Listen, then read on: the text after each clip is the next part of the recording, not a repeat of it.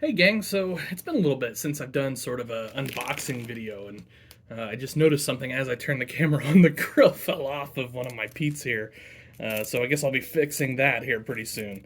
A little glue ought to take care of that. Anyway, I was fortunate enough to get to head to a hobby store this weekend down in the St. Louis area, so it's a pretty big hobby store.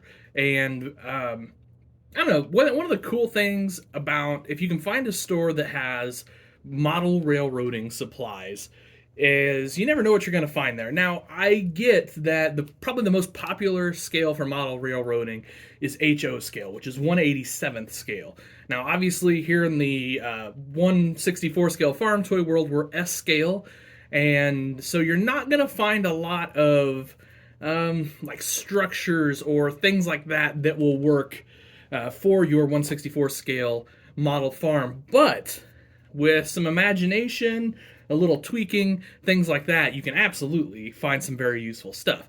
And that's kind of what I did here. So the first thing I found that I thought was kind of interesting are these rock molds. Now, what you're going to do here with these is you're going to pour some plaster of Paris into these, let that set up, and you've got some rocks. Now, you may remember back a very, very long time ago now, several years ago, I was doing some rock molds using tinfoil and plaster of Paris. They actually worked pretty good, but I don't know, like I'm always interested in trying new things and something like that. And if I try these and I end up not liking them, or if I try them and I find that I've got enough of these after I've tried them, I can always sell off this mold to somebody. It's a nice rubber mold. It's not like it's going to go bad. But anyway, I think that would be fun to try. Well, the next thing, and I'm always looking for stuff like this, and this is from Walters, I believe. Yes, it is. This is Model Railroad Scenery Weeds Trackside. So obviously I don't have any railroad tracks here, but we of course do have a need for weeds because, well, we've got a model farm. Now, what's kind of interesting about this set is it's got a bunch of different things, and so I guess it's going to be a use your imagination situation. And I think I'm going to have to do a little painting, and you'll see why here in just a second. First up, so here's like some, I would call them grass tufts. It looks like static grass, basically, put on these boards, and it's really interesting. I guess I would have to cut these and just kind of place them in the spots that I want. I don't know. Gosh, I mean, if you were doing a model, if you were doing a model railroad, and you needed a bunch of this, I mean, how many of these sets would you buy? I mean, obviously, you just probably buy or make your own static grass tufts, I guess would be the thing to do in that situation. But I just kind of opened it up and thought that was interesting. Essentially just got some little clumps of static grass here that we can place and put. And I kind of appreciate it because it gives me a way to try out some different colors and things like that. Now, what also came with that is kind of this foliage material. And there's some light and some dark foliage here. This little clump foliage. This is really great to fill in certain spots where you've got maybe your static grass down and you just need to add I don't know, a little density or something that looks like a clump of weeds or grass. Then, I thought this was kind of interesting. I was not expecting this. So, the next part are the weeds. And so, these are kind of interesting. So, you can see they're all on these metal, like sprues, plastic sprues. And you'll have to cut those off. And of course, you'll take a little pin vise and you'll drill a little hole where you want to stick the weeds, a little dab of glue, and then you stick the weeds in there. Now, these look, plastic to me. Now, that can be remedied pretty easy, and that's with some paint. So I've been trying to decide. I think maybe I'm going to hit them with some dull coat. On the camera, they actually don't look too bad, but in person, they've definitely got some sheen to them that I don't want. So probably going to hit those with some dull coat just to get rid of that shiny, glossy look that they've got there. And then you can see there's all sorts of different other kinds of weeds and, I don't know, whatever the heck those things are.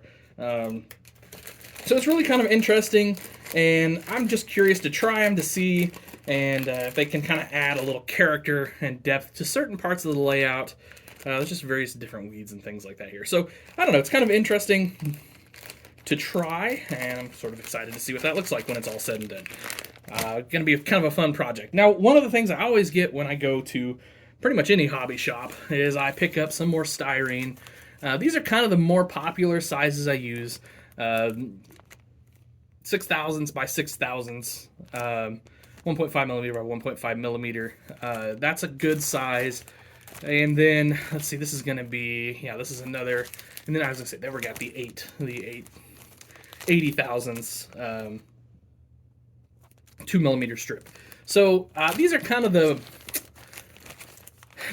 sizes I use the most as far as if I'm scratch building or something along those lines. And then always got to pick up some brass rod. Brass rod has a million uses in the farm toy world, from axles to handrails to kind of anything you can think of, really.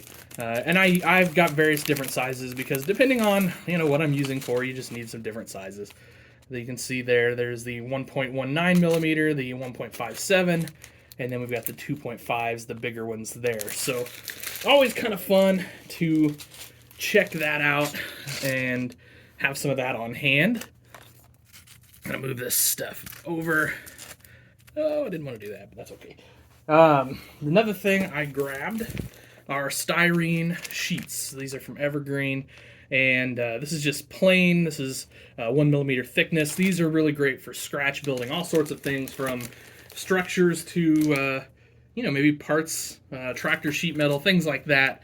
And then there is a 0.5 millimeter as well.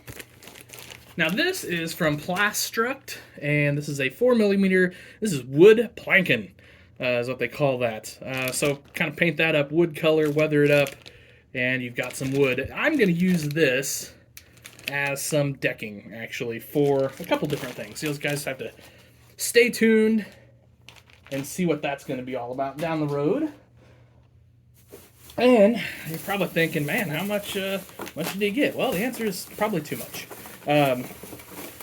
So they also had, so instead of just making rocks, they had these ready rocks. So kind of interesting. And I just thought I would try them. I liked the color on them, and at the end of the day, we'll just see how they look, and how those end up on the display. Then they also had this big batch of ready rocks. Oh, it's too big to even fit on the camera. It's huge.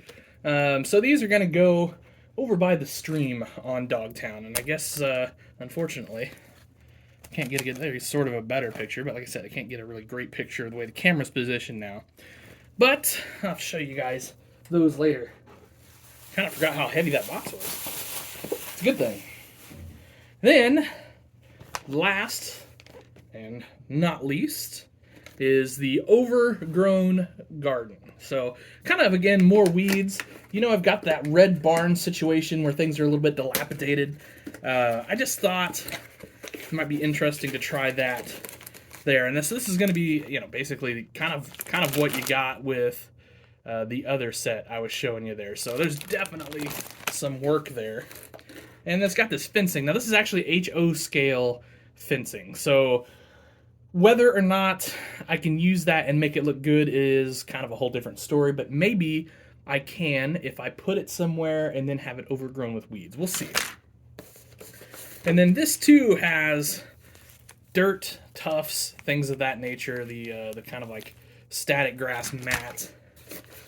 And then you've got more of these things, and it looks like, I don't know, what is that, a little cart or something in there? That's kind of neat.